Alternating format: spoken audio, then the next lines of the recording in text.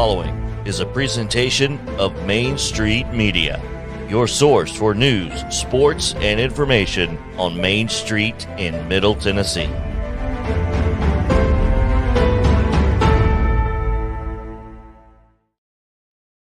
Sounds 30 years of the best sports talk in Middle Tennessee, featuring Tennessee Radio Hall of Famer George Plaster, Tennessee Sports Hall of Fame coach Watson Brown, and Young Guns Billy Derrick and Michael Cindric. And now, here's your host, George Plaster.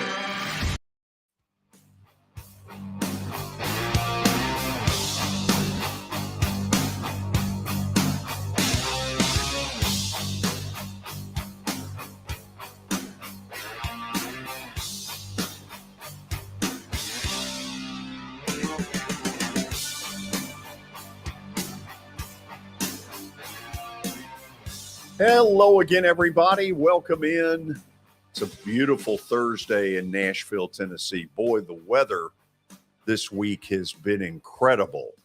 There's that feeling of fall in the air that you get as we approach October. Football season well into the swing of it now, and it's just a fun time to be a sports fan. Let's check in. Let's call roll. Say hello to Coach Watson Brown, who joins us from up on the plateau. Watson, how are you? George, I'm doing great. Got 9 holes in this morning, and it was fun, even though windy, but very much fun. It's pretty, isn't it? I mean, the trees are just starting to turn, so it's going to be gorgeous.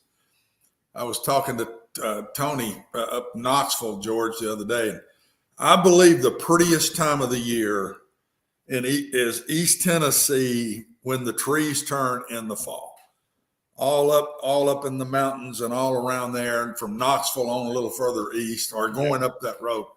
It's just gorgeous. And I've been in that stadium so many times. I can't tell you, I probably double digits. And every time we've parked, they bring us around that river and then come back up the ways and then park in the stadium. Yeah. Man, is that a gorgeous view coming around through there in the fall, late fall especially. I didn't get to enjoy it a whole hell of a lot, but knowing what I'm fixing to jump into. But at the same time, that is a gorgeous area in late fall. Yeah. You were a little bit like me going to Rupp Arena. I always loved it, but I was 0 for my life. And did you ever win there? No, I lost. Vanderbilt as a player, Vanderbilt's coach twice. Mississippi State as a coach, UAB as a coach. I have not won in that stadium. I've been in some great games. You remember the one that was we were way ahead. Then they kind of 28-10 at the half, I think. Ended up beating us 38-34. It was the year I was at Memphis State, and I called you that night to say what happened. Well, they just caught us. Yeah. And then we lose on the pass interference to Alma Matthews in the end zone that day in a very high scoring game. 40-34 or something like that. And it was major pass interference, not called. I mean, we've had some my UAB when I'm throwing in the end zone to knock them off, and it goes right through my receiver's hands in the end zone to tie the game and go to overtime. And I think I'd have gone for 2, to be very honest, and seen what happened. But that was late in the game, and it just right in the back of the end zone, and it just goes, why did he bring that up? I don't even know.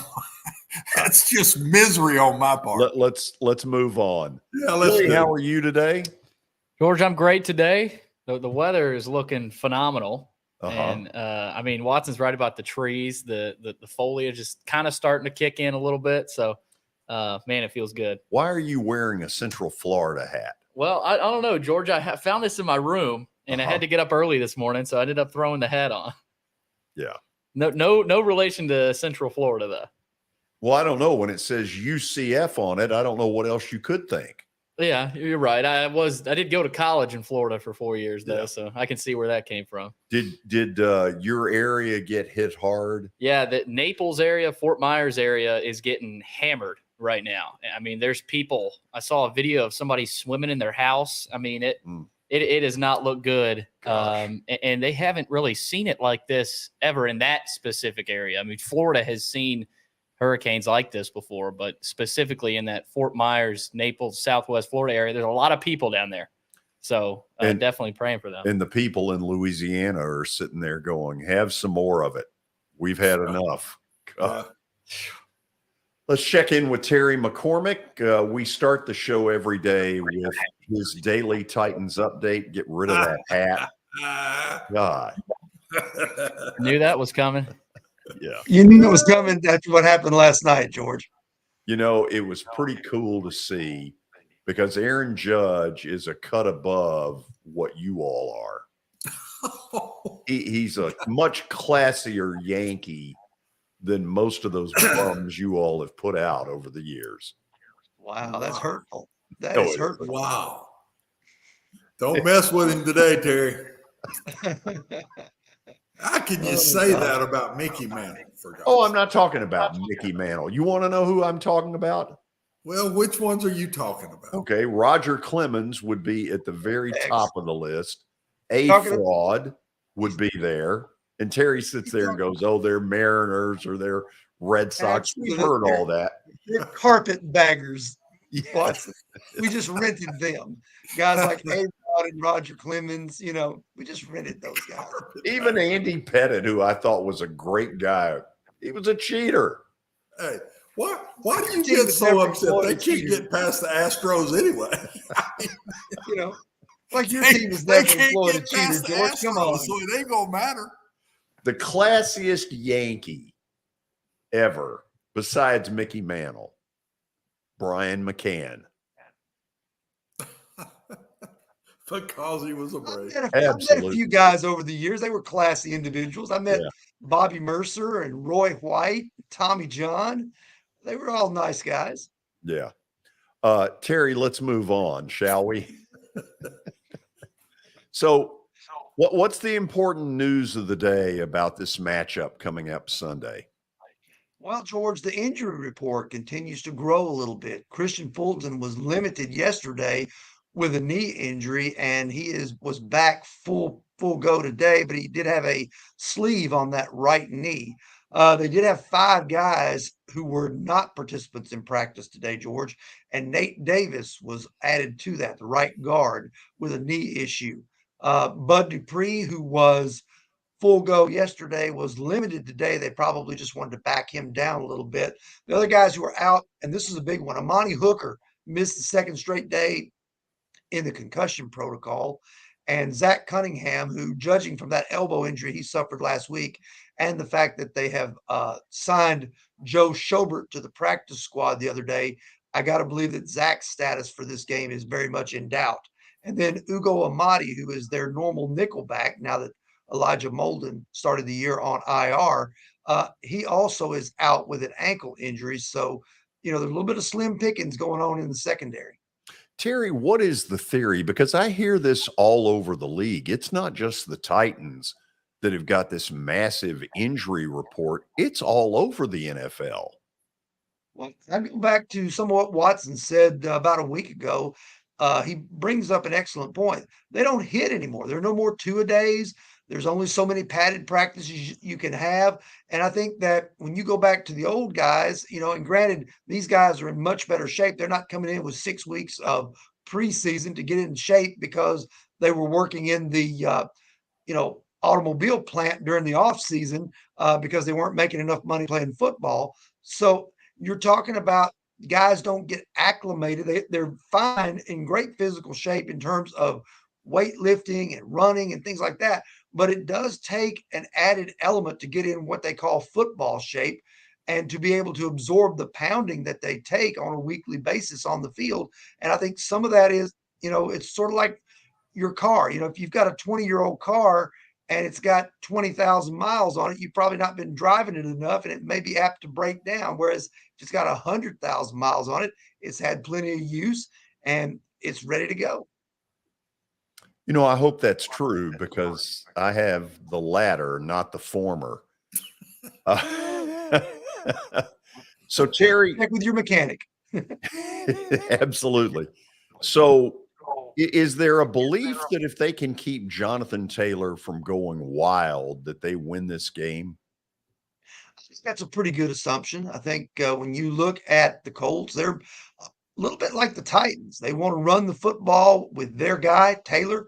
They want to use that to set up the passing game. And Matt Ryan, I think a decided edge for the Titans in this could be simply the fact that Matt Ryan is still very new to what the Indianapolis Colts are doing. And Shane Bowen today said that with such a small sample size, they had to go back and pull some Atlanta Falcons tape and watch some of that so that they can get a feel for Matt Ryan's tendencies overall, and what type of things he likes to do with the ball and some things that he may struggle with. So I think that might be an edge for the Titans. But yes, job number one is to slow down Jonathan Taylor. Terry, I can see it right now. Man, the Red Sox in late October, early November call a press conference, and they get all of New England excited, Fenway aflutter. Aaron Judge puts on that B hat. Man, that would look good. It's like Freddie Freeman in that LA blue. Yep.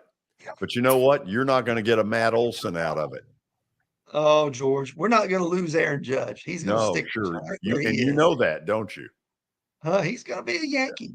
If he were going to be a Yankee, you'd have already signed him. He is going to be a Yankee. By the way, here's your trivia question for the day. Let's hear it. You know that Judge has a shot at the Triple Crown, correct? Who are the other two Yankees who've won the Triple Crown? Mickey Mantle win it? Mickey Mantle's one of them. 1956. Babe Ruth the other? No, amazingly no. Kiner Falefa? He was close. Who? Lou Gehrig in 1934. Wow. Good question. We ended on a positive note, Terry. Absolutely. We'll see you tomorrow. Go Braves. Yanks. Okay, Billy, we got kind of a short update. Not a ton of big stories out there, but let's get to wherever we're going. No, not a whole lot, George. First, the Justin Tucker team with Platinum Realty Partners. They are proven to be trusted with your most personal asset. The Justin Tucker team. Call them at 615-906-8458. Also, Sumner Funeral and Cremation. They are sharing their family with yours in your time of need. Now with 2 convenient locations in Gallatin and Hendersonville. Also online at sumnerfuneral.com. George, we start today's update with a little bit of, let's see, NFL news. Kansas City and Tampa Bay will play in Tampa, so they're not going to have to move up to Minneapolis. Yeah, I don't know. I haven't watched the Weather Channel a ton, but I've paid attention because of the Braves and the weekend they have coming up with the Mets. Watson, it appears this thing veered more toward Carolina. Toward the Carolinas. And because of that, it sounds like down near Tampa, they're going to be able to pull this off. Atlanta, the last forecast I saw, there is no rain in their forecast. And so I guess that's what's happened. George, it hit about 3 hours south of Tampa when it was supposed to hit Tampa. And it hit about 3 hours south on down to Fort Myers, kind of between Fort Myers and Sarasota. And then it went vertical and up the East Coast. So there ends up being worse weather from middle to East Florida than there was on the West Coast, which that's where they were going to get, other than where it landed. Yeah. And then, of course, it stayed east. Says it's going to become a tornado, hurricane again. It's going to get back out in the water and then come back on in South Carolina is the latest forecast. This thing is unbelievable. We've been watching hurricanes, George, forever. This is the biggest one I've ever seen. I mean, this is a monster. Massive. And with that in mind, South Carolina plays South Carolina State tonight. They changed that game to tonight. Yeah, and at it's 6 smart. o'clock on SEC Network. They really didn't have any choice. No, that was smart because it's Friday, Saturday. It's supposed to get pretty rough. Yeah. What else you got, Billy? Well, we got Aaron Judge. Of course, I think Terry made his presence felt there with the Yankees fandom, but Aaron Judge has reached 61, the milestone. It happened kind of surprisingly. Wasn't it late in that game? Towards the end, he hits it, and the best part of it, the fan dropped it. I don't know if you guys saw that. Well, but the person who caught it is a former Vanderbilt pitcher, Matt Bushman. Nobody caught. Well, yeah, the pitcher ended up getting it. He's the one that ended up with the ball. Right. And I guess the way I understand it, he has given it to Aaron Judge, and more power to him. You know, that's been talked about a bunch. Would you give the ball to the person? And for me, it's a no-brainer. I would absolutely give it to Aaron Judge. If he gave me an autographed bat, great. But to me, he deserves that. Absolutely, he does. And that was a shot, man. That was a line drive ball. That wasn't one of them floating high balls that goes out. That thing was on a rope. And if a guy tried to catch that without a glove, it probably would have been painful. You know, Watson, here's what I don't know. Everything that I see about Aaron Judge is total class. He carries himself like a professional, but there's something about this deal with the Yankees. 7 years, $230 million that they offered, and he said no. There is something behind the scenes that he's not telling us, which is why I think he is leaving New York. I think he's a West Coast kid, if I'm not wrong. I'm not sure he's not wanting to go home, finish himself out. I think he's a Northern California kid. Watch out for the Giants. Oh, wow. I'm telling you, I'm not sure it's not something to do with where he lives. I'm telling you.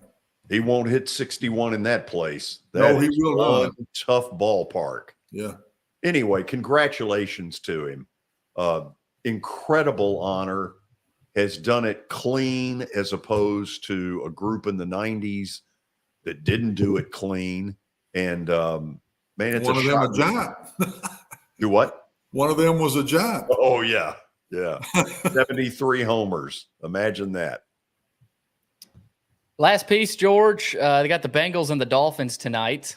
Bengals are struggling at 1-2. Dolphins trying to get to 4-0 on the season. Not sure anybody expected that.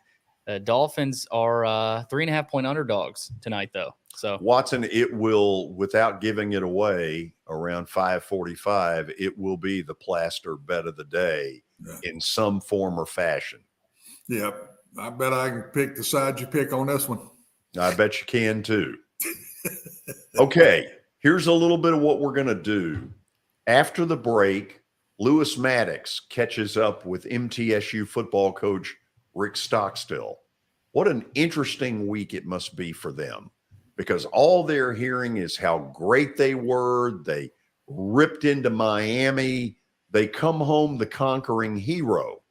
And then all of a sudden, they've got to flip the switch because a very dangerous Texas San Antonio comes into Floyd Stadium tomorrow night in the nationally televised game that will not be easy. And in fact, Middle is a 4.5-point underdog.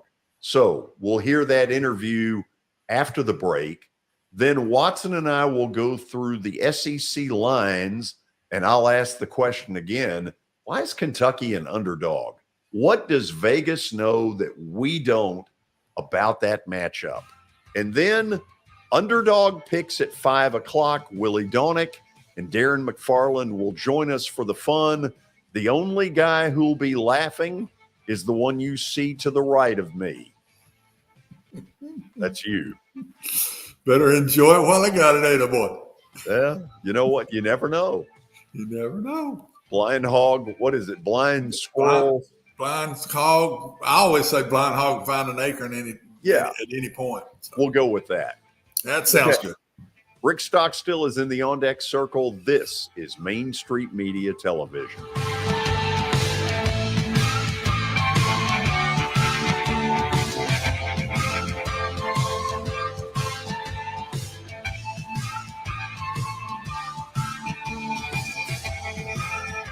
Buying or selling a home can be a very personal experience. Why not go with the team that receives nearly all of their business from referrals? Clearly a trusted name in real estate. The Justin Tucker team with Platinum Realty Partners has sold more than 500 homes in the last 7 years. Voted best in Sumner County multiple times. Proven to be trusted with your most personal assets. Call the Justin Tucker team with Platinum Realty Partners at 615-906-8458. The Justin Tucker team with Platinum Realty Partners, Middle Tennessee's most trusted team in realty.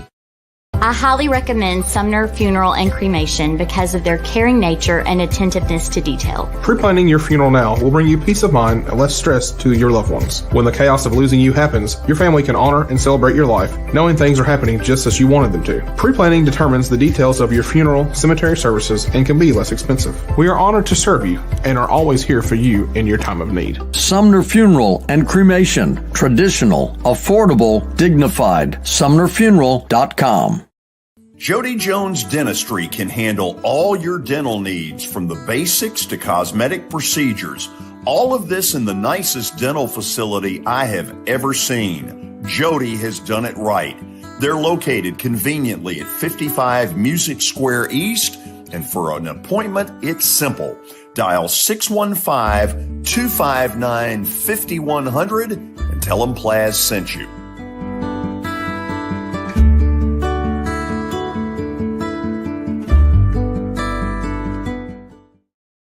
When you're thinking about golf, consider Riverside Golf Links. Under new ownership, the course has improved dramatically. It's now 27 holes, complemented by a 9-hole executive course. Book a tee time now at 615-847-5074 and get ready to enjoy the beauty of golf in the Old Hickory area at Riverside Golf Links.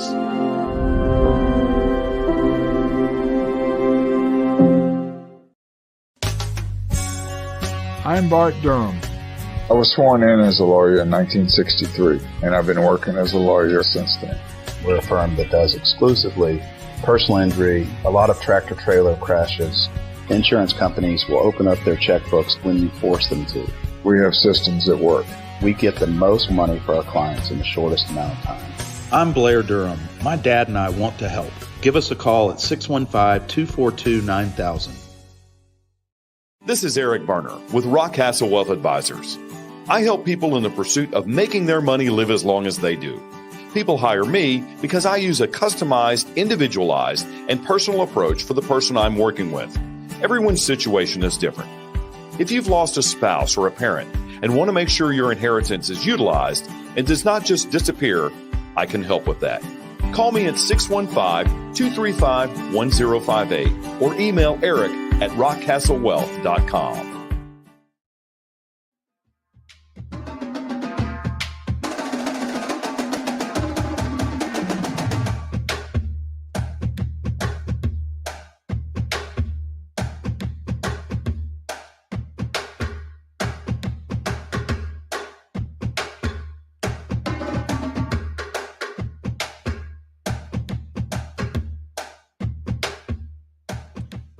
Think about this for a second.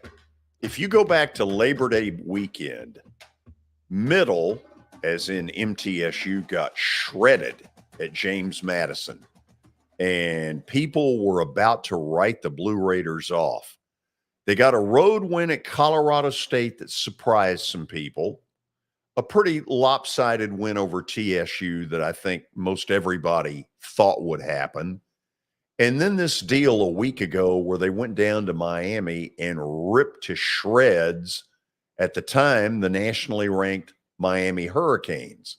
Well, as I mentioned earlier, now they got to flip the switch because a very dangerous Texas San Antonio, a team that can really score a lot of points, is coming into Floyd Stadium tomorrow night in a game that'll be nationally televised. Our Lewis Maddox caught up earlier today with Blue Raider head football coach Rick Stockstill. Coach Stockstill, I probably think you already know where I'm going to start this one off at. You travel down San Antonio. Yeah, close, but we're going to backtrack just a little bit. Last week, you go down to Hard Rock Stadium in Miami. playing the 25th ranked team in the country, and you get the job done. You beat them 45-31. Just take us through your team's emotions and mindset through last week in practice and leading up to that big game. Well, I think the big thing is I just told them, don't be intimidated, don't be in awe of going down there. I said, Michael Irvin, Ray Lewis, those cats ain't coming out of the smoke, so go down there and play, be confident, and believe in yourself, believe in your teammates, believe in the plan. And they did. They went down there with a lot of confidence. And I just told them how tough it was going to be, that we had to be the tougher team. Physically, mentally, we had to overcome the adversity when it hit during the game, and we did overcome it mentally. So really proud of our team and how physical and how tough we played. Coach, and you look at this game against Miami, you go down there and get the win. Obviously a huge thing for your program, a big win for your guys, but obviously you'd like them to, like you said, brush that off and now get focused for UTSA this Friday night. But obviously, yes, a historical win for your guys. What does it mean to them? And then how do you refocus them to get ready for UTSA? Well, I think the big thing is they created a memory that'll last a lifetime, that they're the first team in the history of Middle Tennessee football to ever beat a ranked team. There can only be one first. And so they've got that. What they did was, it was special.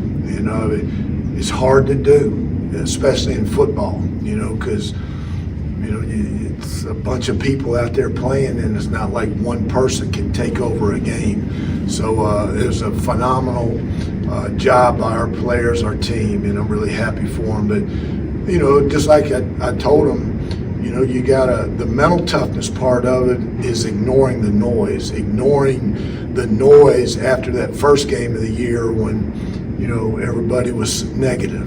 Now everybody's positive. You got to ignore that as well, and you don't get caught up in it. You don't listen to it, whether it's good or bad. And you got to be mentally tough enough to, when they start patting you on the back, to say thank you, but your focus is on the next one.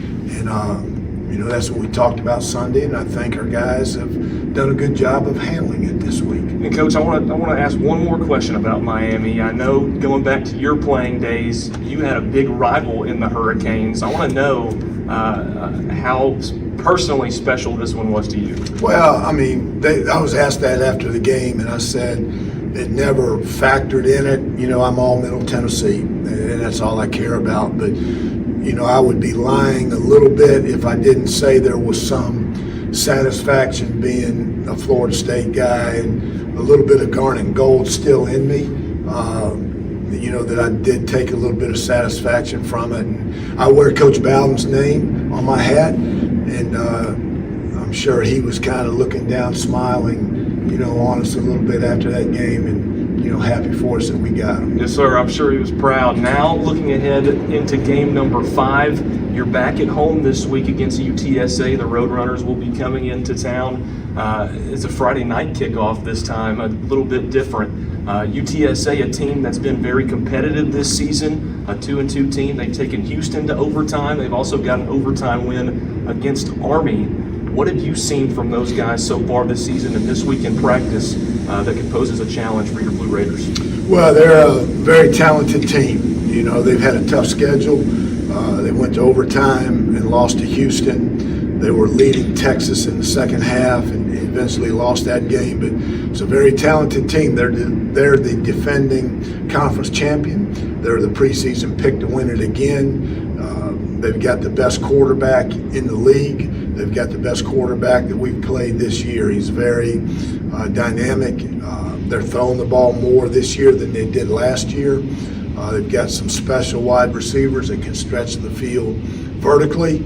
So we've got to play really well. And it's a very fast defense. It's a very mature and old team.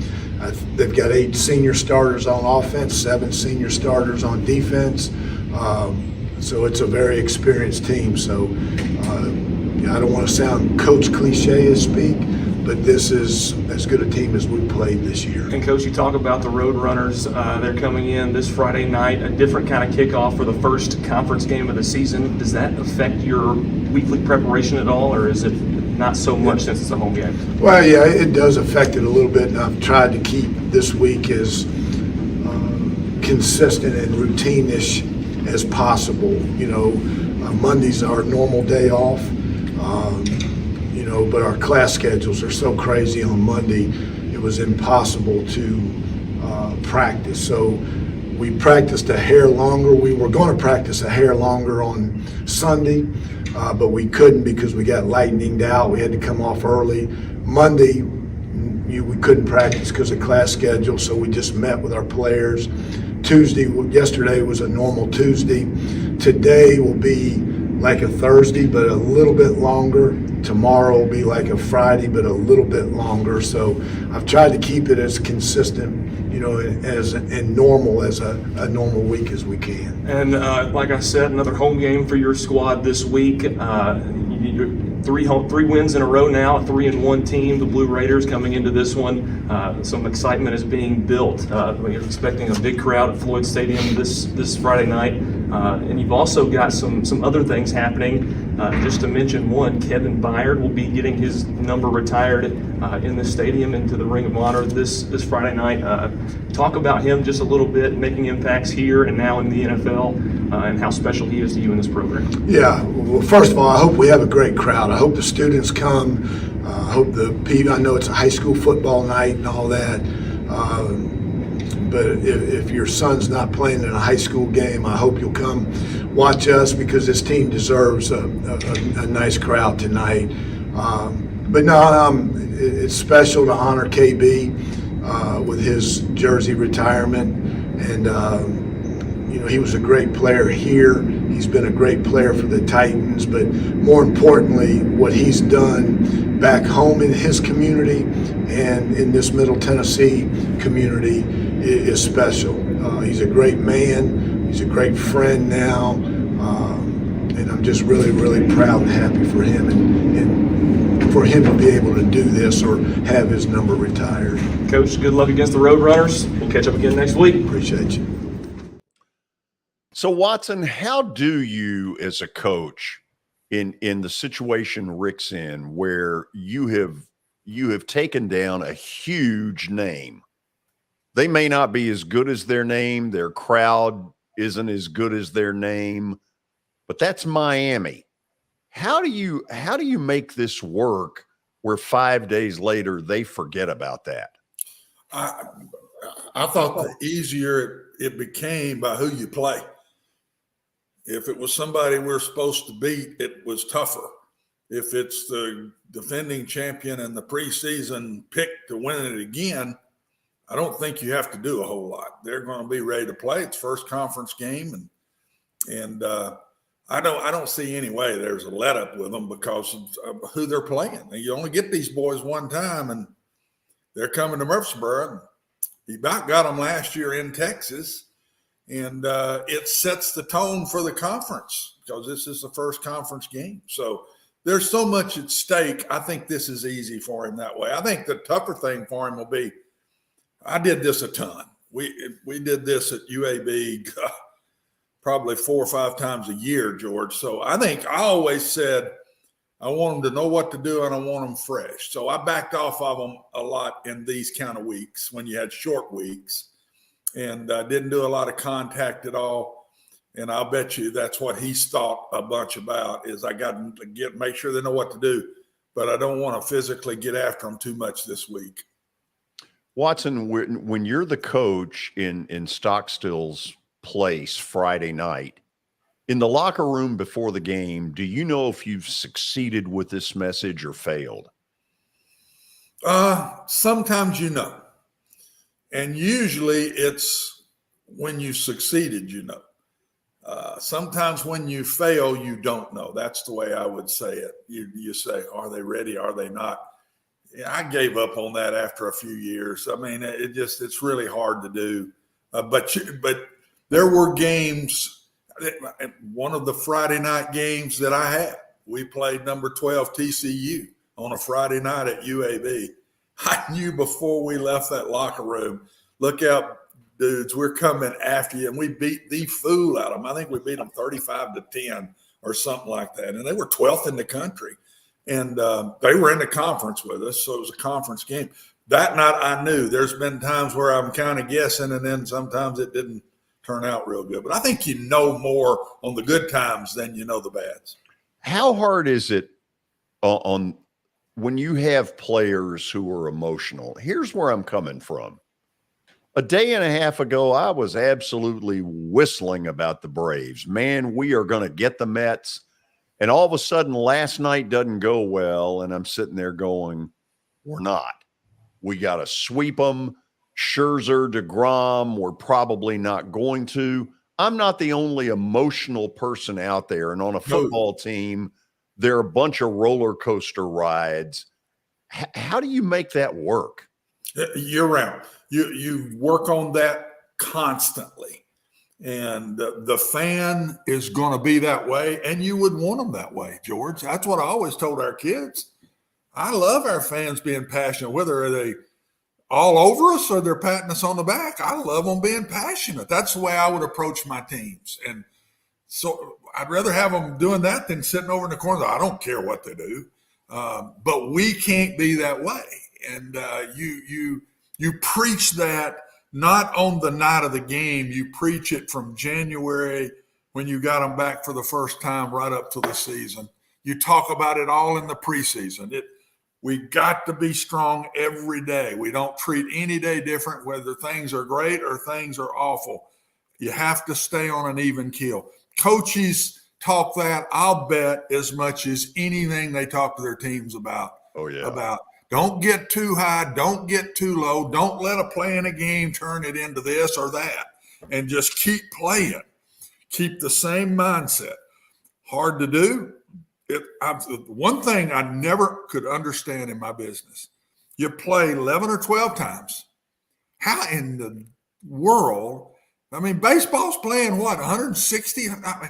How you play 12 times, 11 times, and you can't get ready to play, and yet it happens. I still to this day, after 46 years in the business, do not understand that. You want a theory? Huh? You want a theory? Yeah, sure. I think you can only use the emotional juice about 3 times a year in football. The rest of the time, I think you've just got to go out there workmanlike and hope to kick the other team's butt. But the whole, you save, for instance, when you were at Vandy, your guys would be emotional to play Tennessee. That's their rival. They might not be as emotional to play South Carolina. That's not a rival. They might not have gotten all juiced up to play Missouri, but they probably got juiced up to play Alabama. They definitely got juiced up to play Tennessee. I believe you can only bring that emotional juice about 3 times a year. That's why that's why I, as a coach, I don't believe in that. I don't believe in that. I don't believe in rah-rah. I don't believe in emotions and juice. I want to go play excited, solid football every week. And here's the difference. When you're at a Vanderbilt and you get high as a kite for Alabama, and then you got, like you said, I'll just use what you said, and then you got South Carolina coming the next week. That high as a kite lets you beat them or near beat them or whatever. But your team's got to be good enough to win and not have to have that high as a kite every time you go out there. And sometimes your team's not good enough to win and not have high as a kite every time you go out there. That's when, to me, George, you're in trouble. When you got a football team that can go play all 12 opponents, play them all the same way, and win your share of them with the way you do it, that's the way it ought to be. That's why in the SEC, that's why to me, you don't need real deep non-conference because, man, you're going to line up 8 times and lay it on the line. And especially when you're a lower one trying to rise like a Vanderbilt, you better have some of those games that you don't have to be high as a kite and win. You've got to have some of those. And if you're not good enough to do that, you're going to be in trouble that year anyway. Speaking of which, we'll check out the SEC lines for Saturday. When we come back, this is Main Street Media Television.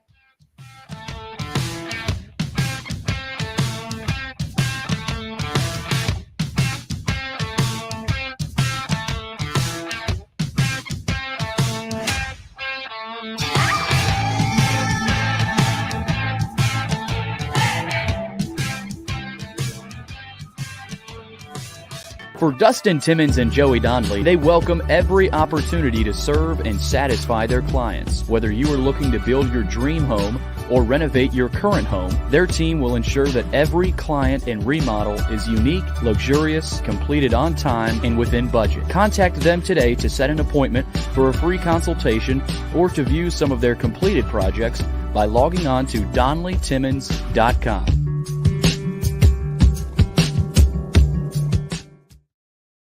At WellSkin Dermatology and Aesthetics, we pride ourselves in providing access, innovation, and a patient experience second to none. Access to care and treatment when you need it. Innovation with medical-led cosmetics and various on-site technologies for full-service treatments with a customer experience that is calming, casual, and effective. Independently owned, providing medical, surgical, pediatric, and cosmetic dermatology and more. Visit WellSkinMD.com to schedule your appointment today. WellSkin Dermatology and Aesthetics. Access to healthier skin.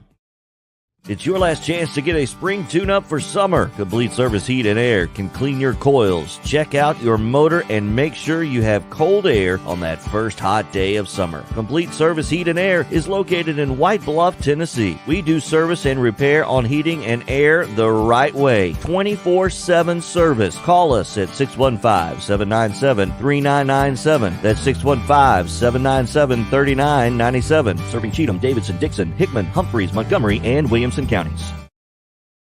Have you heard about the high levels of radon in Middle Tennessee? Radon gas is the second leading cause of lung cancer, second only to smoking, and has no color, no taste, and no smell. The only way to know if you have radon is to test for it. Duret Radon Mitigation offers testing for small and large-scale residential and commercial properties, plus mitigation services. Visit DuretRadonMitigation.com to request testing or get a free estimate for mitigation. That's DuretRadonMitigation.com.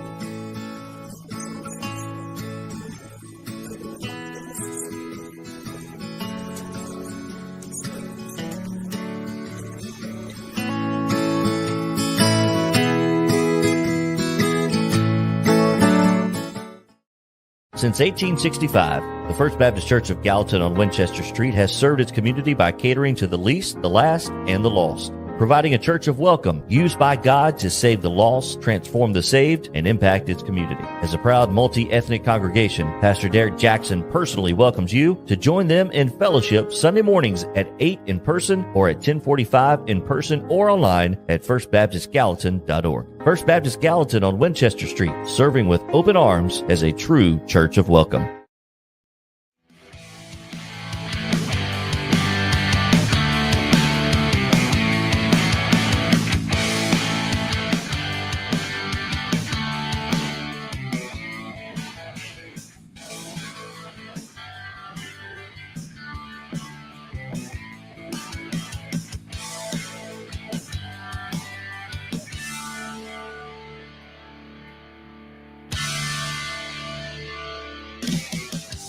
Okay, let's check out SEC lines for this week's games.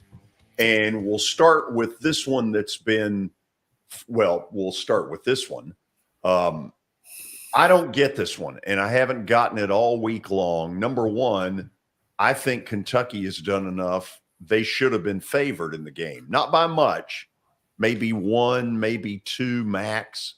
Why Ole Miss is a 7-point favorite? Hell if I know. I don't get it. I keep asking myself, Watson, does Vegas know something we don't? They must. I can't imagine it being that high. I could see it. Kentucky favored up to Ole Miss by 3. That'd be the somewhere in that Kentucky by 1 or Ole Miss by 3. That's what I would say. But we just don't know about Ole Miss, George. They may not be near as good as we think, and they may be a lot better than we think. And maybe Vegas has been able to figure it out by watching them, or there's some inside something. I don't know. But I can tell you, I've watched Ole Miss play some of these teams, and I cannot tell you. The one I watched the most was Georgia Tech. Georgia Tech's awful. God bless them. They're just their defense is awful, and so I don't know. I do think that's too many. I don't think it'll be. If Kentucky wins or loses, it ain't going to be by 7 or more. I don't think so either. Let's go to the 11 o'clock. Well, that is an 11 o'clock. Here's a 2:30. And we all know how good Alabama is. This is a program that Arkansas has been sort of gearing to get to, and now they get them at home. Watson, can they keep this close? This is a game I considered taking just in the underdog picks. And the only reason I'm not going to, and I thought hard about it because I like that 17, but I just don't think their pass coverage is good enough, George. I just don't think they can hold Alabama down. I think they're going to be in this game. I think it's going to be a great game to watch. But I just think at the end, I think it's going to be way under 17. That's my thoughts, way under 17. But I just don't think they can slow Alabama down. I think it's a little bit like I talk about Tennessee. I don't think Arkansas can outscore them. Yeah, which is on paper what they got to do. They got to outscore them, and I just don't think they can. With it, they've had all kind of secondary problems. And about the time I'd want to take this game, George, I'd think about Missouri State. And you just don't let an FCS hang around like that if you're pure bona fide enough to beat the number 2 team in the country. And that's the two things that have kind of kept me away from it. But I would love to pick that game. Let's go next to Starkville. Stark Vegas. Yes. I don't know what to think. I was down on A&M, Watson, no quarterback. And then they put their best performance of the year together to beat Arkansas. What do you think here? I think it's going to be a dogfight, with it being the Dogs. I do. I think Johnson has made A&M a different team. Now, they still can't score a ton of points, George, but they have a much better offense, and they lost one of their best receivers, maybe their best receiver for the season in the Arkansas game.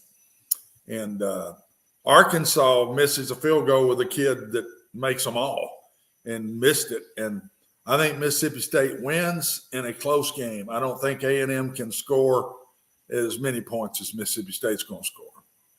Moving on. Let's head to the Plains. Okay. This on paper, Watson, feels to me like LSU could win in double digits. Auburn just has not shown me enough to believe. And if LSU does win in double digits, Brian Harsin will be out on Sunday. I just feel like they're waiting for the excuse, and I think LSU is going to give them the excuse. Yeah, and the only thing that I kind of keep wanting to watch in this is this series has been wild through the years. It has. And it never seems to come out, George, the way that everybody thinks it's going to. But Auburn just didn't have a quarterback. They just don't have a quarterback, and Daniels is playing great for LSU. But I wouldn't touch this one. I wouldn't take LSU. Dang sure wouldn't take Auburn. But I'm telling you, through all SEC history, we've watched these two teams play each other a lot through years, and always it never seems to turn out the way they think it's supposed to. So look out. That's all I'm going to say. Okay, the number 1 team in the country goes on the road to Columbia, Missouri. Yeah, tough one to pick here. Yeah. I mean, is there any scenario where this is considerably more interesting than we think? Heavens no. Especially after Missouri is Missouri struggles on defense after what they went through last week. You talk about a loss that you just can't take. I mean, they should have won that thing 3 or 4 times. And no, I don't think Missouri's got any semblance of a chance to stay within the 29. Well, and I think Georgia's been criticized all week. Kirby Smart, it seems like that type of coach to put that on the bulletin board and say, let's go beat Missouri's brains in. So I definitely take Georgia big in that one. Yeah, I think Kirby got their attention this week, and it wouldn't be good to be anybody that's probably playing Georgia this week. No. And poor Missouri on top of what they just went through. I mean, wow. I don't even know that I'll turn over and see any of this one. I don't blame you. Put your hands over your eyes. Oh, it could be rough. It could be rough. Okay, that's a little of what we've got with the SEC spreads. When we come back, we have Stat of the Day for you. Then Willie Donick and Darren McFarland will join us. We'll get to another week of depressing underdog picks. This is Main Street Media Television.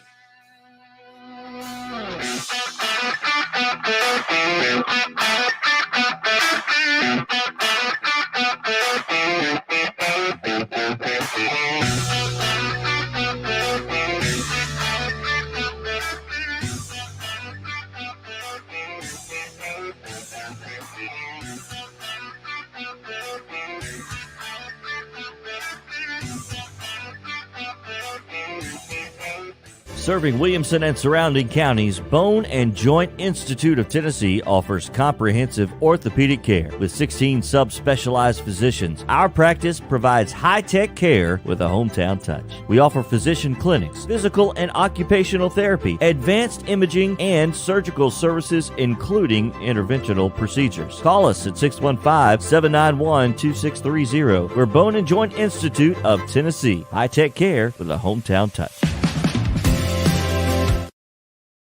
This is attorney Bart Durham, and this is me. I'm Aaliyah. Keeping in good physical condition is really important to me. But when I had a wreck with a tractor-trailer truck that hurt my legs so bad I couldn't work for almost a year, I knew I needed a lawyer that understood tractor-trailer cases. So I called Bart. Bart gets millions of dollars for his clients every year. At Bart Durham Injury Law, we've handled hundreds of tractor-trailer cases. My dad and I want to help. Give us a call at 615-242-9000. The high school football season is here, and nobody handles Friday nights better than Main Street Media. Here's Zach Womble with details. That's the name of the game here at Main Street Media and Main Street Preps. Is, we've been doing this for a long time now, and I think you hit on it. We've got an army of reporters across all of Middle Tennessee. I think there's about 130 schools in the Middle Tennessee area, and we try to cover all of them. We cover about 11, 12 counties at this point. And those Friday night shows, it's we're gonna show that off. We're gonna showcase the talent that we have on the field with reporters across several mid-state games on the weekly basis. So whether you're in Williamson County, whether you're in Giles County or Murray County or Montgomery or Robertson or anywhere in between, we're gonna have you covered from 6 to 11. Friday Night Live is presented by the Tennessee Highway Safety Office, where fans don't let fans drive drunk.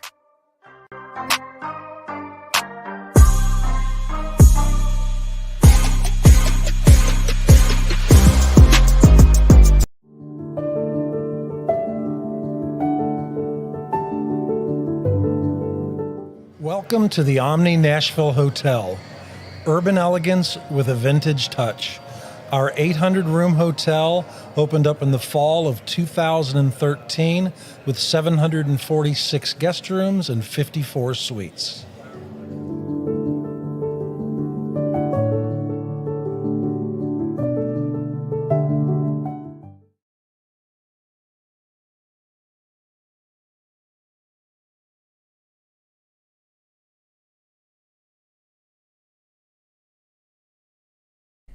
Hey everyone, I'm John English. This is Keith Wallace, and we would like to welcome you to John English Antique Sports and Cards in Shelbyville, Tennessee. We specialize in graded and ungraded sports and non-sports cards, vintage wax boxes, and unopened cases. We have a large selection of PSA graded cards. We also specialize in old sports collectibles, baseball, football, basketball, golf, and tennis. You can find it all at John English Antique Sports and Cards. We are happy to be associated with Nashville's greatest sports antique, George Plaster.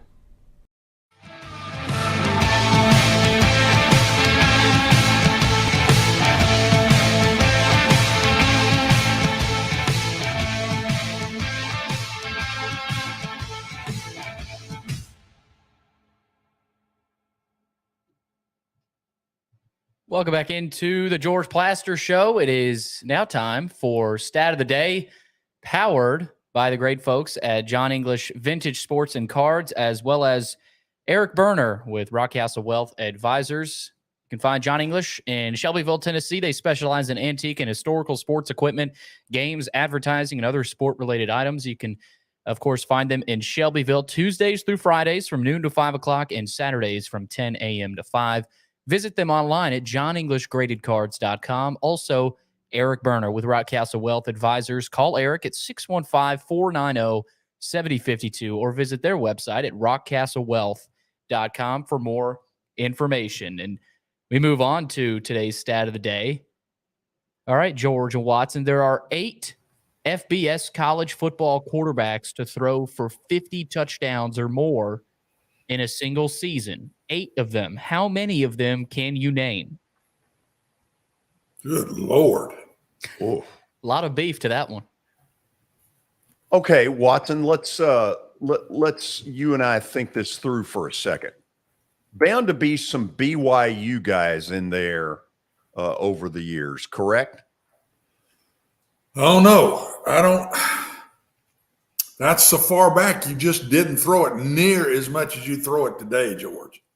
Yeah, I mean, when we were at Vanderbilt, we were tops in the country, us and Stanford, I believe, with Whit Taylor, and he didn't throw 50. So I don't know. I don't know if it'd go back that far. Is there a BYU quarterback on the list? No, not to my knowledge. And my knowledge doesn't go too far back. Well, that didn't help. But the majority of these guys are fairly recent. So, I mean, what Watson said is right. Don't think back too far. What in the June Jones time? What's the kid that's Timmy Chang?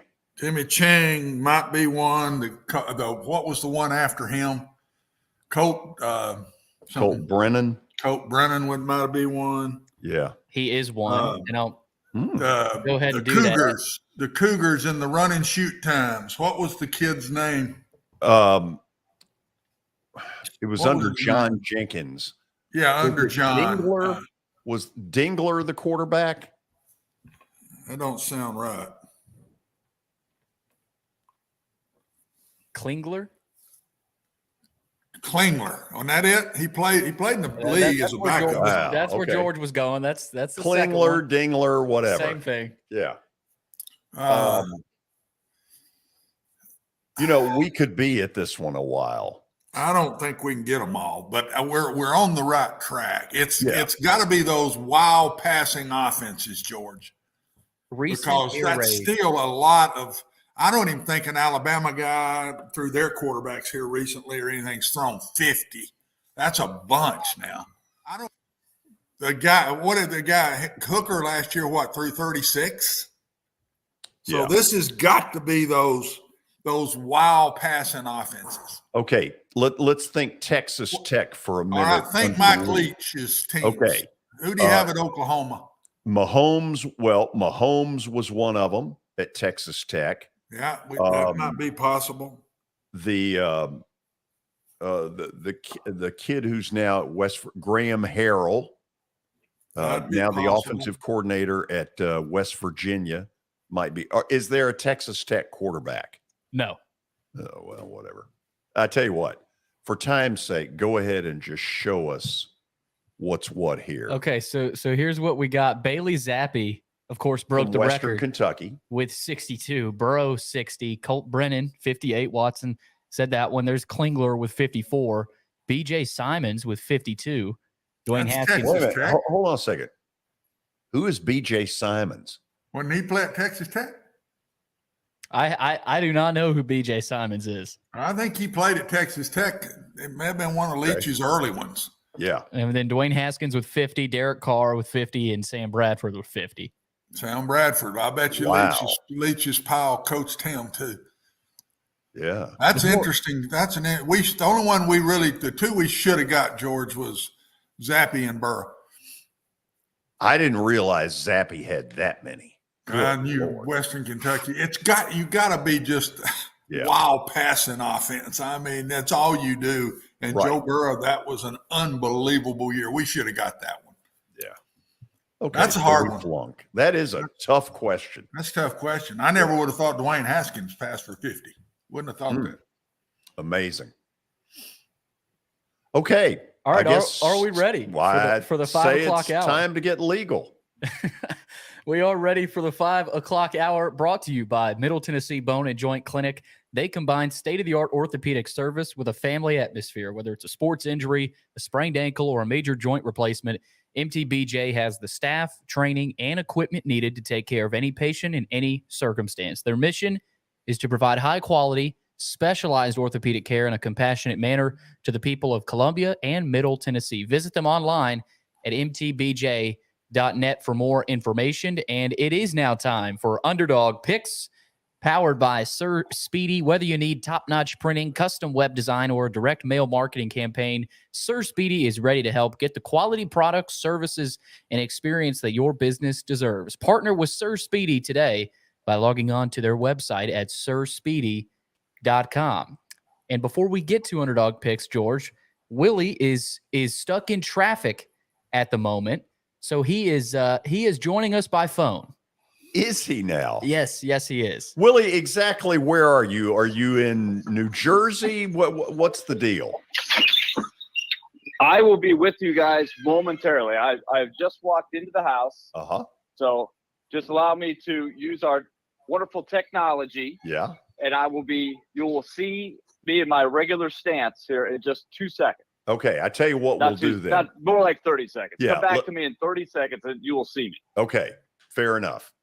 Let's say hello to Darren McFarland, who is a very happy camper because his Cleveland Indians, not this Guardian crap, the Indians won their division, which at the moment is more than I can say for the defending world champions. Darren, how are you? Can I do that? Is that allowed? I don't know. You know what? I just did it. The no fun police will be out on you. I can't believe they did it. I didn't give them a chance, but they did. What a nice surprise. Is this a deal where basically you're saying this is the victory? You don't feel like they can go any farther? Probably. Deep down. Yeah. If I'm being honest. I mean, I also didn't expect them to be at this point. So maybe this is where they keep surprising me. Yeah. I like surprises. Who will they open with? I don't know. Don't know yet. Okay. No, but it was fun, by the way, watching Judge last night. That was victory. Oh, yeah. You don't feel like they can go any farther? Hold on a second. My bad there, George. Yeah, what do we got there? Okay, we've got Willie in what looks like Mammoth Cave. Willie, let there be light. Okay. There will be light in 1 second. I'll have to get up from the chair, though. I just wanted you to know that I'm here. Okay, that's exciting. You've got on your free Predator deal. Swag, we call it. Yes. No, absolutely 100% free. Right. You learned that from me. Oh, big time. Okay, go ahead. Turn on a light, for God's sakes. Okay, the conservation of light just not going to work on this show. And there is light. Let there be light. Oh, this is so exciting. Got bookcases, books he's never read. Oh, yeah. A lot of books that I haven't read on that shelf. If you wear glasses and you sit in front of a bookshelf, you look smarter. I don't know if it means you're actually smarter. Willie, so the Preds have opened with some preseason games. Have you done any games yet? Yes, I did the second game of the doubleheader the other night, the game that they won.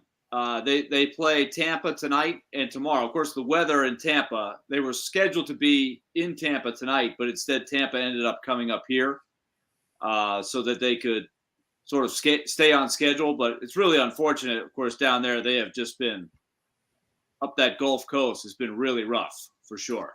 Yeah. Okay, I guess let's review what went on last week. And let's review. It is not time all of it's good for the week 4 results. And we start.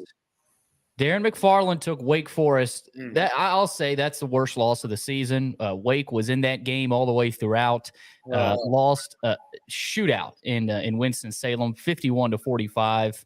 And man, Darren, that's a tough one. That's a tough one. That was your chance to kind of regain your superiority in the standings, but didn't quite happen for you. So Clemson ended up winning that one 51-45 in overtime. Hold on a second. Darren, do you not at least take some satisfaction that they scared the crap out of Clemson?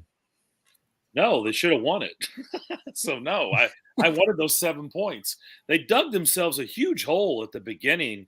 I was in Pigeon Forge and I was like, boy, I've got another dud pick. And then they came roaring back and I thought should have won the game personally. I don't know if you guys feel differently, but maybe I'm biased.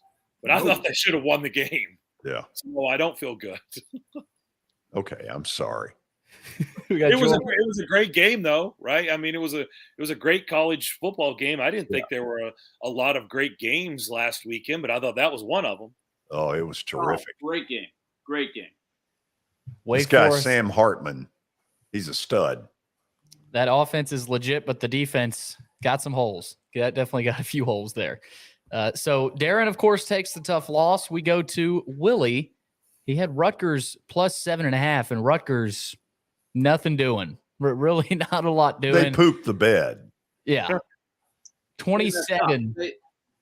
I really counted. I didn't think they would score a lot, but giving up 27, that was not in the cards there. They did not play well. They missed an opportunity to sort of say to the rest of the Big Ten, we're moving up the ranks a little bit. We've got a little more of that Greg Schiano 2.0, but no dice. It was bad.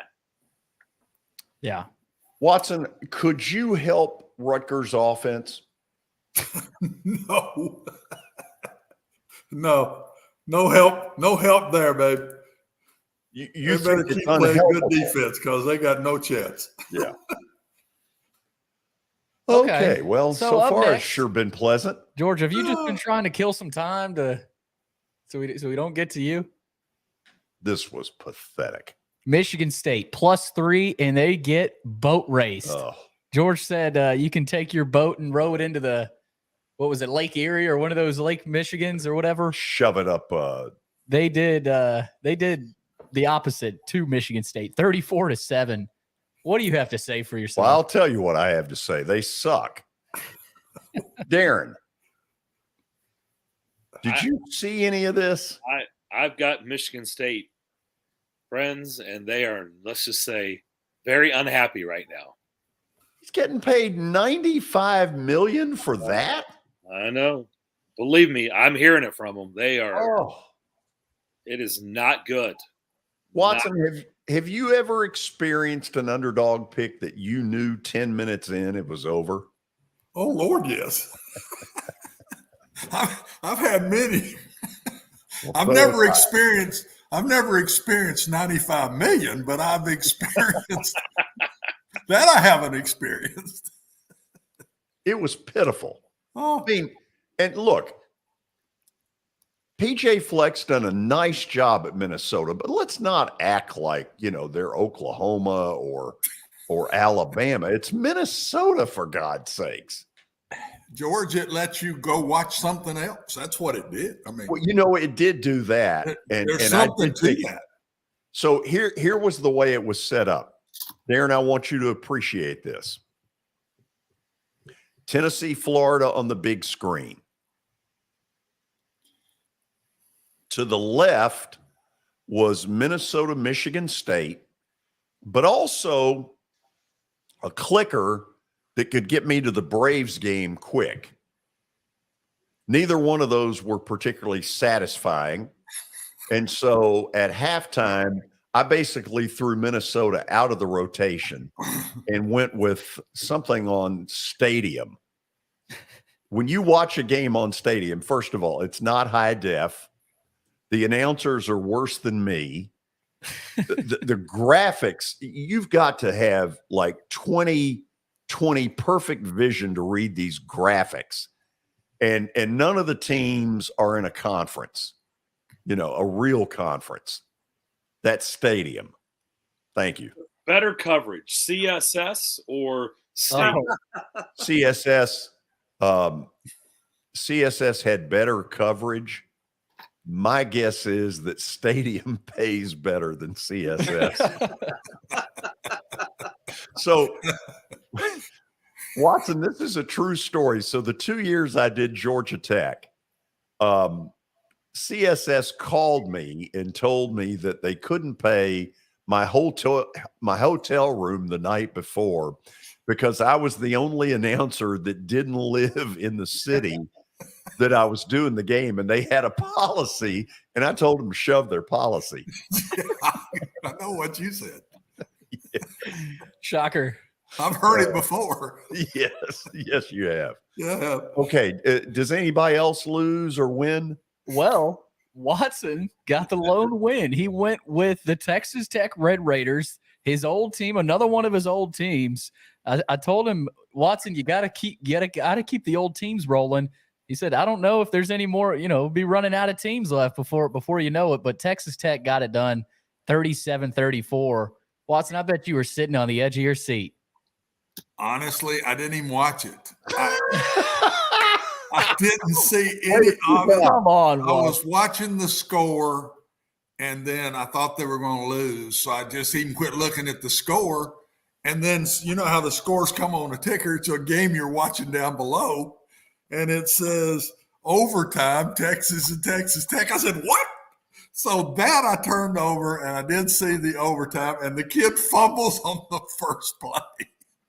The Texas running back, you talk about luck. I mean, and he's a great player, and he fumbles on the first play after he's gained about 6 yards. Well, we've got luck to of the draw. Confidence. We got to get your confidence up somehow. I mean, you're I didn't watch it.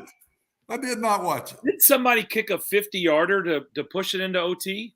I have no idea. Yeah. Oh, Texas kicked a 47-yarder. Yeah, and I read that. Yeah. They had Texas, the ball for like 30 seconds and went down the field in 21 seconds. Yeah. And kicked the field goal to tie, Darren, which if I'd have been watching that, that'd have killed me. I'd have had a heart attack. I would have thought the game's over. You're ahead with 21 seconds and you're kicking off, and they go down the field and kick a field goal, for God's sake. So thank goodness I didn't watch it to know. The game was in Lubbock. What is Lubbock close to? Nothing. The sand.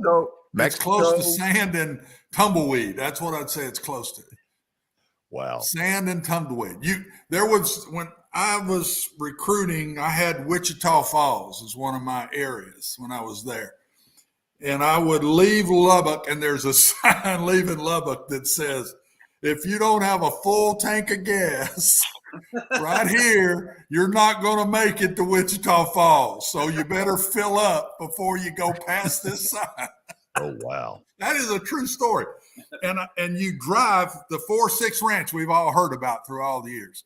You drive past that, and that's most of the trip from Lubbock to Wichita Falls. The 4-6 ranch was always on my left going and on my right coming back. So unbelievable. Wow. It's a good win for Texas Tech. They go to Kansas State this week, and one of those two teams having both scored big upset wins. One of them is going to really hop up, and the other's kind of going to get deflated a little bit. Yep. Huge So win. where are we in the standings? You posted those, didn't you?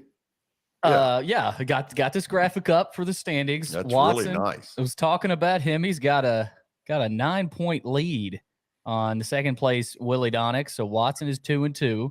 Willie and Darren are really jostling their second place. That'll be an interesting race to see who can take control of that second place. And George. Yeah, your platinum medal winner. 0-4. 0. No points. Nada. 0. Not even close. Are we, gentlemen, are we surprised by this? Surprised that I have 0? Yeah. I mean, I'm a little surprised. No. Maybe I'm wrong in that.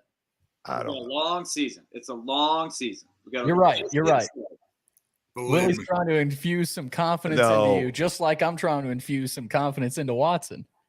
Watson has all the reason in the world to be confident. However, he's got bad mojo from the past in this competition. That's what the problem is. There's ghosts flying around. There are some little ghosts.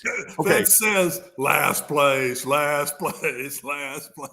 Let's go to the break on that, and then we'll find out who everybody is taking this week. Underdog Picks. This is Main Street Media Television.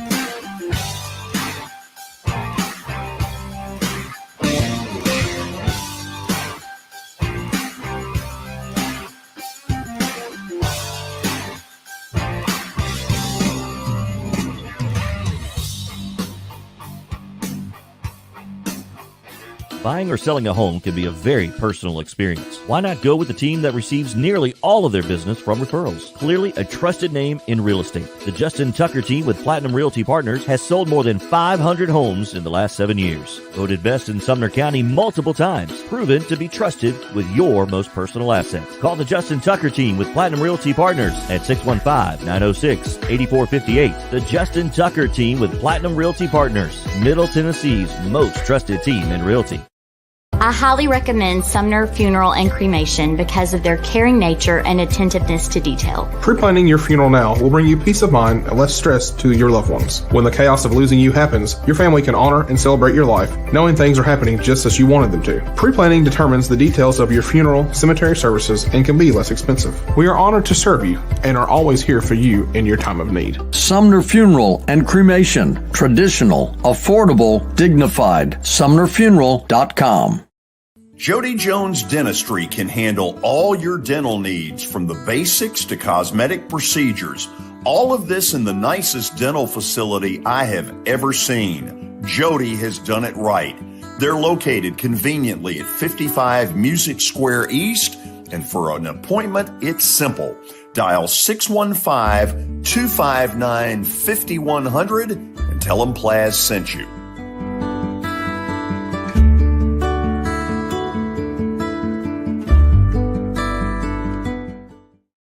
When you're thinking about golf, consider Riverside Golf Links. Under new ownership, the course has improved dramatically. It's now 27 holes, complemented by a 9-hole executive course. Book a tee time now at 615-847-5074 and get ready to enjoy the beauty of golf in the Old Hickory area at Riverside Golf Links.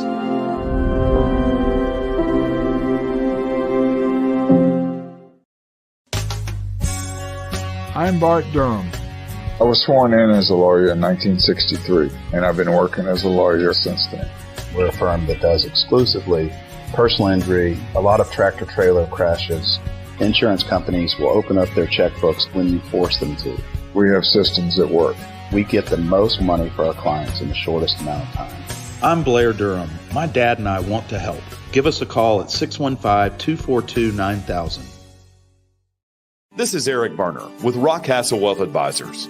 I help people in the pursuit of making their money live as long as they do. People hire me because I use a customized, individualized, and personal approach for the person I'm working with. Everyone's situation is different. If you've lost a spouse or a parent and want to make sure your inheritance is utilized and does not just disappear, I can help with that. Call me at 615-235-1058 or email Eric at rockcastlewealth.com.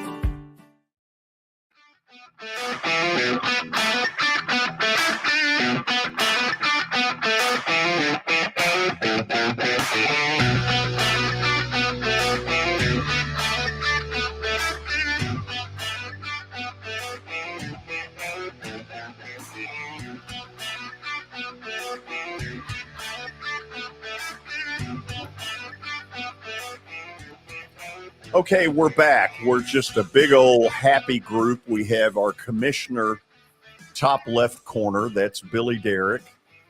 Me in the Michigan State green. Watson Brown, upper right-hand corner. Then Willie, who has grown a beard and kept it now for a pretty good amount of time.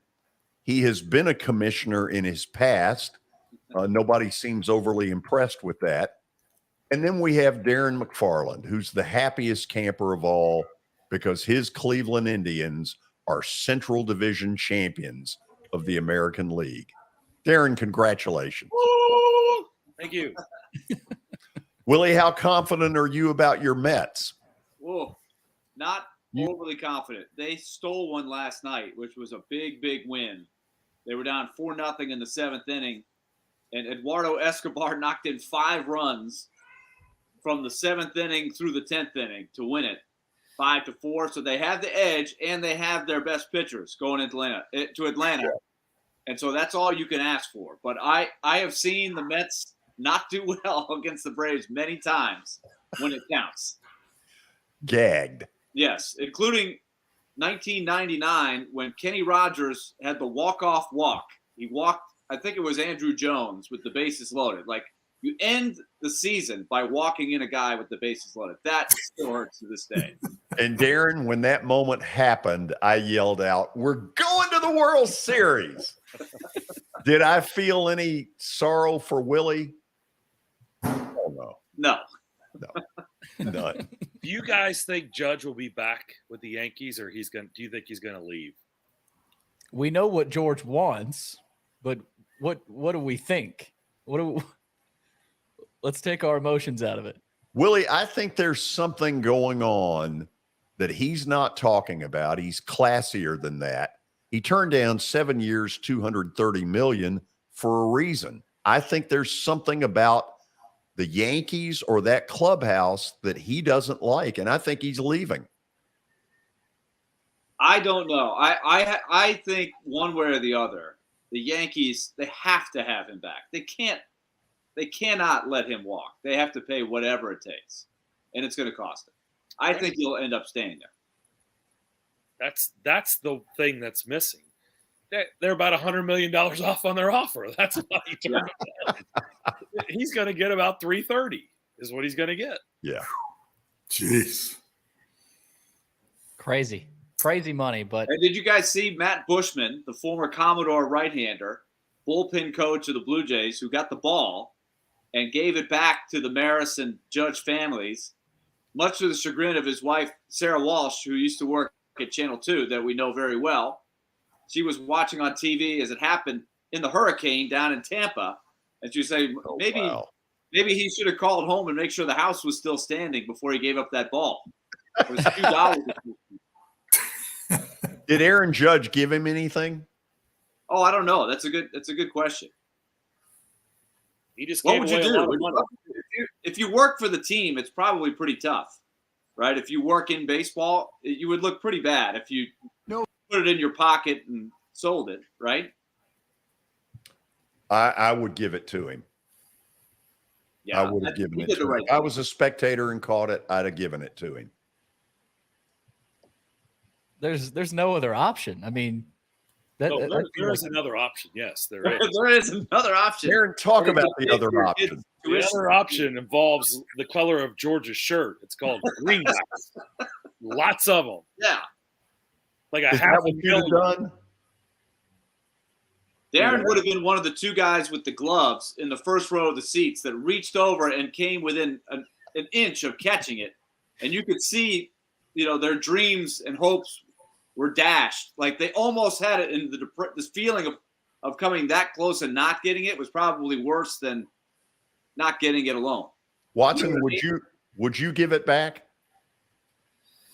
I would give it back, but I don't know how much money we're talking about. I'll bet you it is big bucks. And we've all got a price point. So I'm not sure if I heard how much that ball might be worth that I would have given it back. Right here, sitting here now, I'll say, yeah, I'd give it back. That's easy to say.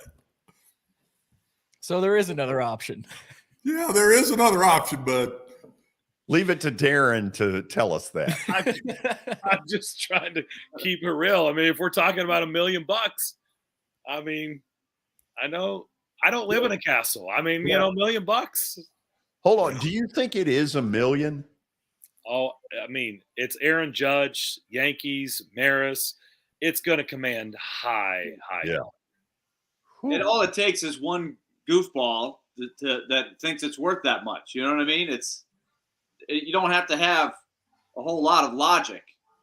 It just takes one crazy Yankee fan on eBay to drive the price up. Actually, two, probably, right? You need two guys bidding one another. And then if you get 10, that's just what those balls seem to be going for these days.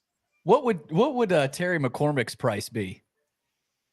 $25.95. That's what I think. Yeah, that's about right. I was going single digits. Here's the thing. To me, it belongs in one of two places. It either belongs in Aaron Judge's possession or at the Baseball Hall of Fame in Cooperstown. That's where it should end up for sure. Boy, that got dead silence. No, I agree with you, but the reality is, if one of those two guys with the gloves had caught it, I don't think they would have given it to him. They had other plans. I've got other plans too. My plan is to win, but I don't think it's going to happen. Well, let's see what the order is looking like this week. First place, Watson Brown gets to have his chance to stay hot. And very youthful looking. Yeah, youthful Watson Brown. Yeah. Number 1 and number 2 in the order will be Darren McFarland, and then Willie in the 3-hole, and batting cleanup tonight, George Plaster. Darren, is that a different hairdo in that picture? A little bit. Not really. It's just a little bit darker. Well, no, it looks like it's moving. It looks like some of it moved. It does look like, yeah, that I'm in a windstorm, but I'm pretty sure that was at sports festival, and I think that's indoors. Okay. So and on my end, that's the thinnest look that I have shown in quite some time. Well, your head moves all the time, George. Thank you, Watson. It's a bobblehead. It just moves constantly. That's right. The whole head, not just the whole head. Yeah. Number 3 needs to get in the weight room. It looks like kind of scrawny. Yeah. Winter Park basketball, the pride of Winter Park. Okay, so let's start. Watson, you get to go first here. You get your chance to stay hot. I'll be really interested to see, are you riding with another former team? Well, hold on. Let me tell Darren one thing. Darren, they're not going to get to you. Oh. Not sure I know what that means. But either. Are we saying goodbye? I'm saying that Darren is a man of the Commonwealth, and the Commonwealth is not going to get to him. I'm confused. Well, I think he's saying somebody will take Kentucky. You're darn tootin' I am. Is it you? Nope. Really? I'm going with the Middle Tennessee State Blue Raiders. Ooh, first team I wrote down on the list. Wow. Watson, I've been in these Friday games many times. Your best crowds are on Friday nights. Best crowds by far. They'll have a big crowd. They've been shooting at this game all in the offseason. This is the preseason pick. They won it last year. So this game they won't be down about this game. They've been gearing toward this one. Kevin Byard's jersey is being retired. There are going to be a good many people there. I think they keep it going. They nearly beat these guys last year in Texas. I think they keep it going. I think it's going to be hard, but I think they win in a high-scoring, close game. Johnny Red Floyd Stadium should be rocking tomorrow. Should be rocking. 6:30 kick on CBS Sports Network. So Blue Raiders plus the 4. 4.5. 4.5. Okay. Says. Well, what the hell? Let's see if he can get 5. Yeah, let's. Don't want 5. It's 4.5 last time I looked. Isn't that right, George? I think it is. Caesar says 4, but I'll give you the 4.5 anyway, Watson. Okay, we got Watson going with the Blue Raiders. Okay. At first, Second, Darren McFarland. So, Darren, who are you going with? You said MTSU was the first on your list. You know full well who he's going with. I'm not going there, George. I'm going to leave it for you. I'm not going there. Really? Yeah. I'm tempted to sling one downfield with Arkansas, but I don't think I'm going to do that either. But I am tempted. George needs to do that. George is not. Stay out of this. You're not going to agree with this pick. And it may end up being a dud, and you guys may have a lot of fun at my expense next Thursday. But I do think he hears the wolves howling, and he does make a lot of money, and that fan base is really upset, and they don't look very good. But this is exactly when teams bounce back, and they get a win just when you're ready to put get the shovel in the dirt. I think Michigan State pulls off the upset this week. I think they win. Wow. At Maryland. At Maryland. Big upset. With Tua Jr. And you can give me Billy 10 on that one if you want. It's got to name your own line here. We're negotiating lines. Give me 10 if you don't mind. Okay. Do not have an official service dispute. I'm going by Caesars Sportsbook, courtesy of ESPN.com. So, well, actually, you're not, because you just said Caesars was 4. You gave the extra half point to Watson just because. Yeah, so clearly you're not going by Caesars because you went off the script. Okay, I will. Hold on. Now, hold on a second. This is some serious stuff here. You've been caught in a lie. I mean, you can call it what you want. Willie damn near got impeached for doing that. Well, I got a lot of heat for things like that. I knew this is not acceptable. What is it and what isn't it? Okay, I'm gonna put the hammer down, Watson. It is 4. Okay, 4.5. That's a good sign. That's a good sign. I means it's gone down a little more. Sorry, That's Watson. I had to go for it. I mean, I felt like the window was open to go for it and get more points. And sorry, I knew somebody was going to push the issue there. Try to push it. So what is my line? Okay, 8.5. You're getting 8.5. Okay. I think if you slip some money under the table, you could get it to 9. Oh, we can buy up points? Well, I think so.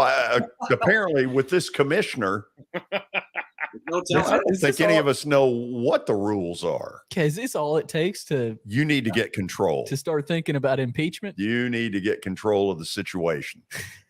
All right, I'm taking control. 4 for Watson, 8.5 for Darren for Michigan State as they travel to Maryland. 2:30 kickoff there on Saturday. So Darren with a chance here to overtake. I told you guys would like that one. But it's just a gut. It's a gut feeling. It might work. But then again, it might not. No. It could be another Kyle Wright, right, George? Wow. Could be another Kyle Wright. They don't know what that is. He called Kyle Wright a fraud for a year, a solid year. He's made a fool out of him. Now he's the biggest hero the Braves have. So, I mean, they could be another Michigan State could be a Kyle Wright right here on the spot. Could be another Kyle Wright. Yeah, whatever. Let's move on. Number 3, Willie Donick in the batting order in the 3-hole. Of course, Willie struggled mightily last week, but you're not out of it, Willie. You really aren't. You've got a chance to surface back up to the top. So where are you going this week? I have decided to double down on Wake Forest. So I'm going to leave the pick that George thought no way would be there so he can make his grand presentation to those in the Commonwealth. But I will take the Demon Deacons plus the 7, a second week in a row. They were knocking on the door against Clemson. They're going to kick it in at Florida State. I still don't think Florida State has been really tested, and I feel like Florida State is going to have a lot of problems, like a lot of teams do, with the slow mesh, which is the hip term right now. Because I think Wake Forest has just tremendous offense. I think they're just going to run up and down the field on Florida State. And I think Florida State's not quite as good as Clemson at the discipline. So I think it'll be enough for Wake Forest to pull it off. Let me ask the two of you all. Have you seen the guy Superman, the Florida State Superman?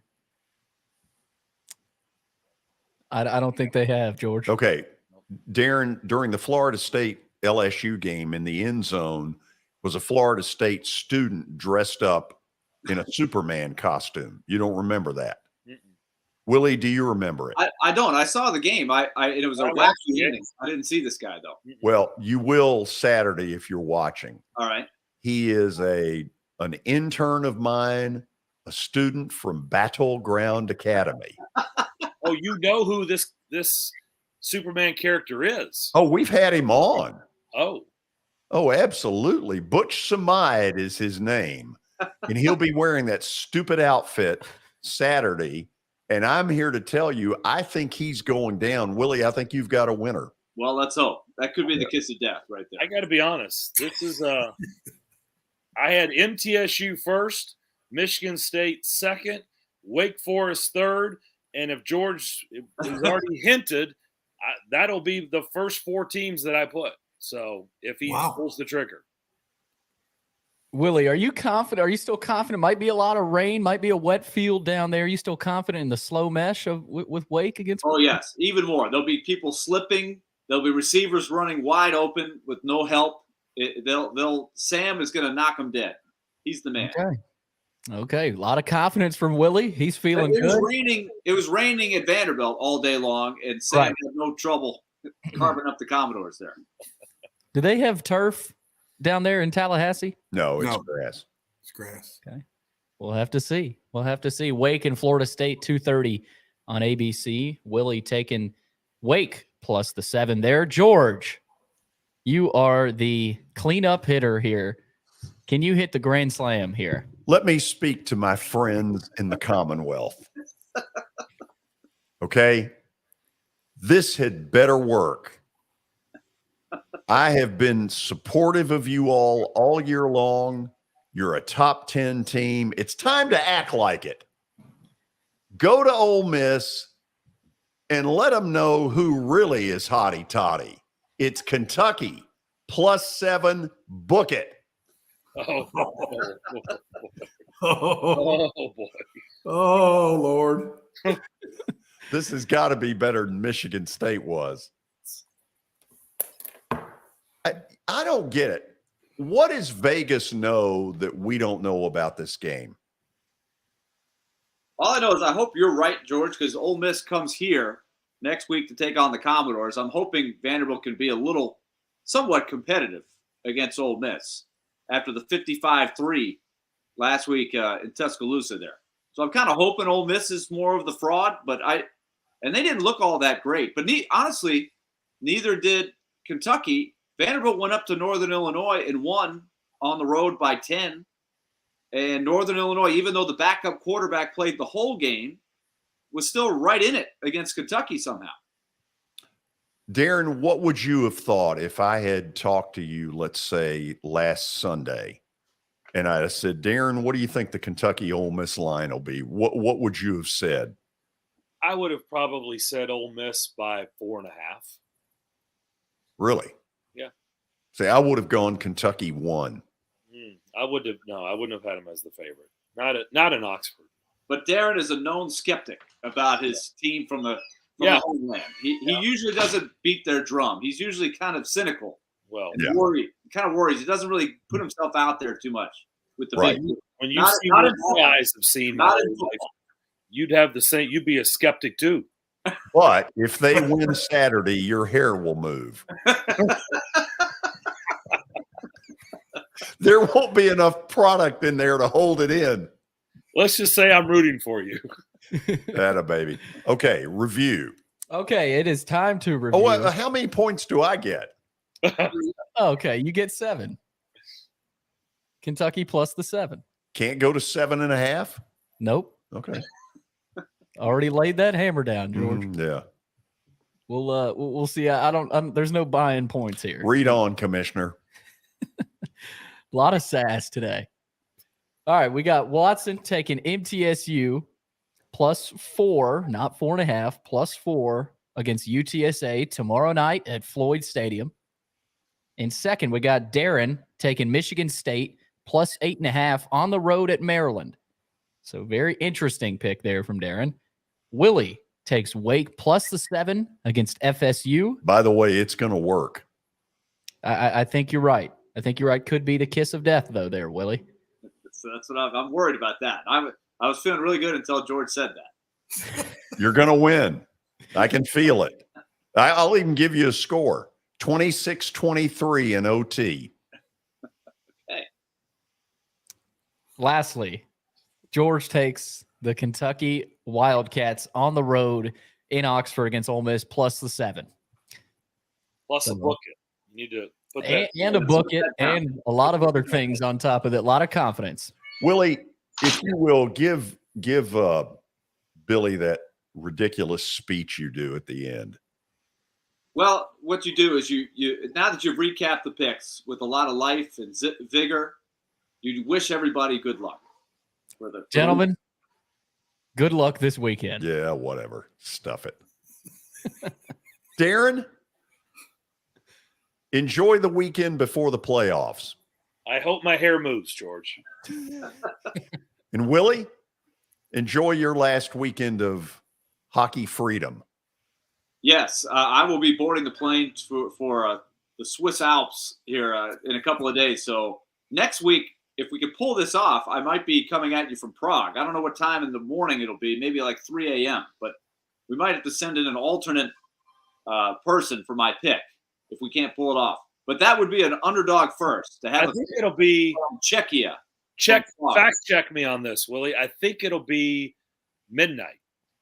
I think they're 7 hours ahead. I think they are. I think it is. I think you're right. I think it'll be midnight. Is that a nonstop Nashville to Prague? Well, we go to Bern, Switzerland first. So that's and I believe Zurich is actually where we fly into first. So Nashville, Birmingham. What was the other one? Bern, yeah. Okay. Yosi's hometown. And then Prague. Yep. That's wonderful. The games in Prague count. That's right. Listen, get us a couple of wins while you're over there. Okay, sounds good. We'll see if we can pull it off. Now, I might be in some pub in Prague, and the pick might be in Czech. So I don't know if Billy can understand that. He might need an interpreter for my pick. Actually, let's do this. Let's have Hal Gill make the pick for you in the pub. Darren, you know this. Hal will be up at midnight in Prague. Yes, he will. Actually, he's not going. Honestly, he's not going. He'll be stationed in Atlanta for the intermission post game. And oh wow, it is heartbreaking, no question for Hal, because he was ready to explore the world as he always is. He's the world traveler. But maybe you can get some Braves tickets. Yeah. You guys behave. All right. Thanks. See you guys. Talk to you next week. After the break, the plaster bet of the day. Watson thinks he knows it. I think he's got it right. And I think I do too. Stick around.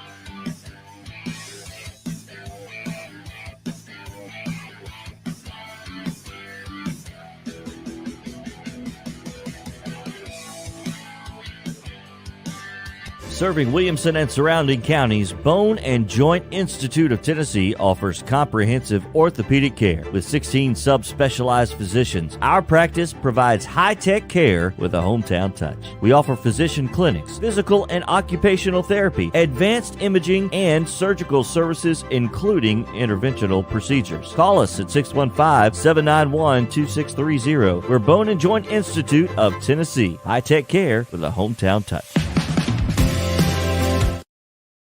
This is attorney Bart Durham, and this is me. I'm Aaliyah. Keeping in good physical condition is really important to me. But when I had a wreck with a tractor-trailer truck that hurt my legs so bad I couldn't work for almost a year, I knew I needed a lawyer that understood tractor-trailer cases. So I called Bart. Bart gets millions of dollars for his clients every year. At Bart Durham Injury Law, we've handled hundreds of tractor-trailer cases. My dad and I want to help. Give us a call at 615-242-9000. Hey everyone, I'm John English. This is Keith Wallace, and we would like to welcome you to John English Antique Sports and Cards in Shelbyville, Tennessee. We specialize in graded and ungraded sports and non-sports card, vintage wax boxes, and unopened cases. We have a large selection of PSA graded cards. We also specialize in old sports collectibles, baseball, football, basketball, golf, and tennis. You can find it all at John English Antique Sports and Cards. We are happy to be associated with Nashville's greatest sports antique, George Plaster. At Sumner Funeral and Cremation, our mission is to serve families as our own, celebrate the life of their loved one, and help begin the healing process. My whole family, including my wife and my mom and siblings, were very happy with the treatment that we received. I would highly recommend Sumner Funeral and Cremation. We offer funeral, burial, cremations, and pre-planning services. Sumner Funeral and Cremation. Traditional, affordable, dignified. SumnerFuneral.com.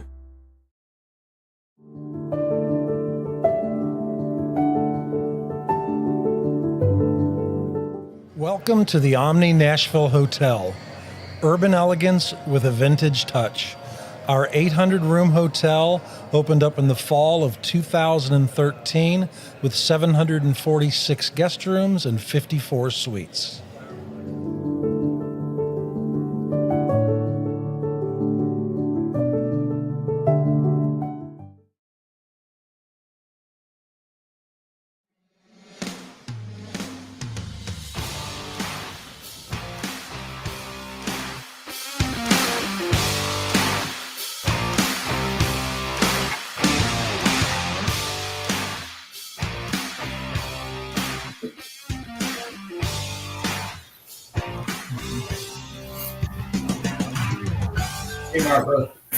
So our buddy Brian Stewart had to listen to all that underdog buffoonery a few minutes ago, and he joins us to put a little sense into the show, a little sanity. Brian, how you doing?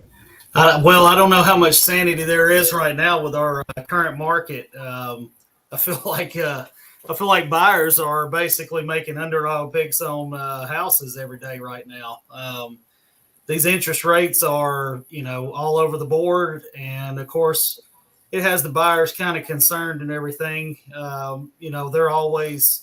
Everybody's always looking for the best deal. And, with One Stop Realty, with our agents, one thing that we're always doing is we are trying to find the best people to work with us, as far as lenders, title companies, home inspectors, the list goes on, appraisers, so forth, so on. So when you're a buyer, it's a scary moment right now, especially for a new home buyer or a first-time home buyer that they're out there looking and they're saying, well, the interest rate is, it used to be 3 or 4. Now it's up to 6 or 6.5. And, I think back to like whenever my parents bought their house and, their interest rate was basically 14 to 15%.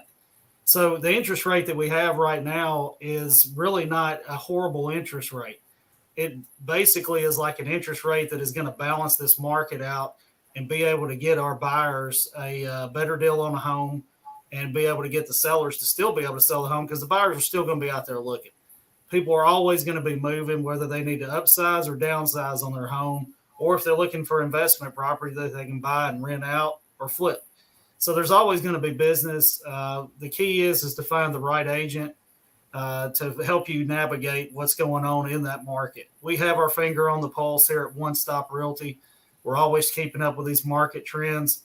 So, George, I hope that people will give us a chance to help them in their home buying acquisition, because that's what we're here for. We're wanting to help you get the best deal and basically just get you to the closing table with the less stress as much as possible. Beautiful. Excellent report. Brian, let's do it again tomorrow. George, how are we feeling about this weekend with the Mets? Not so good. Last night took a little wind out of the sails, because it seems to me now down a game, they've got to sweep this series if it ends up in a tie right now, the Mets have the tiebreaker, and the only way the Braves would get the tiebreaker is to get a 3-game sweep. And I don't feel very good about it.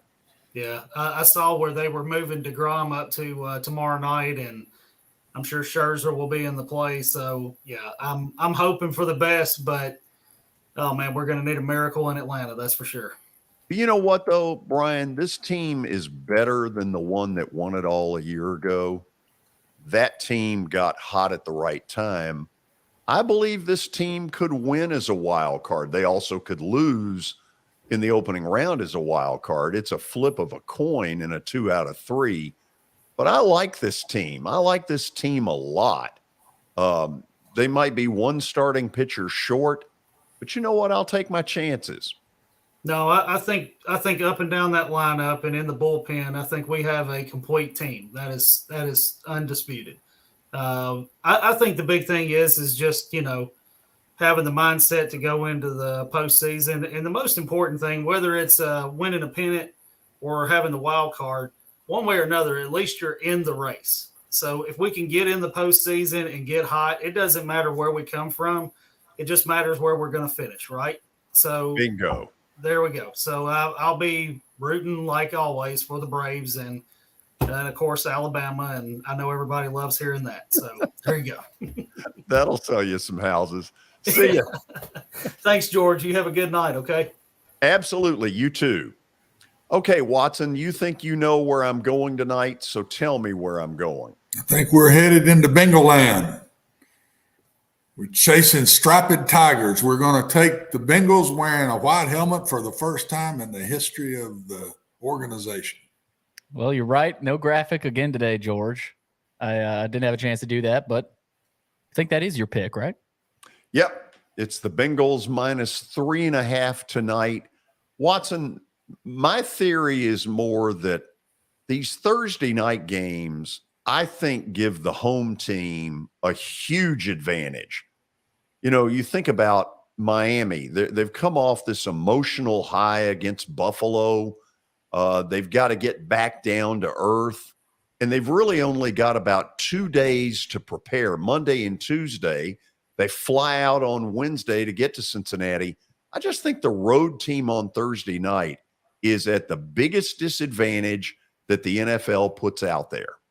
Yeah, I thought that in college, that you play those midweek games and had a short week. Now, a lot of our midweek games, we had a full week because we had played 2 back-to-back midweek games. And the team we were playing, same thing.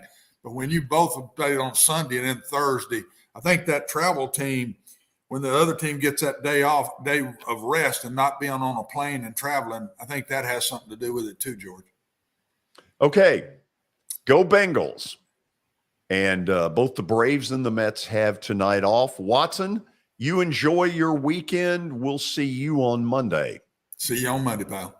Billy, talk to you tomorrow. Talk to you tomorrow, George. This is Main Street Media Television.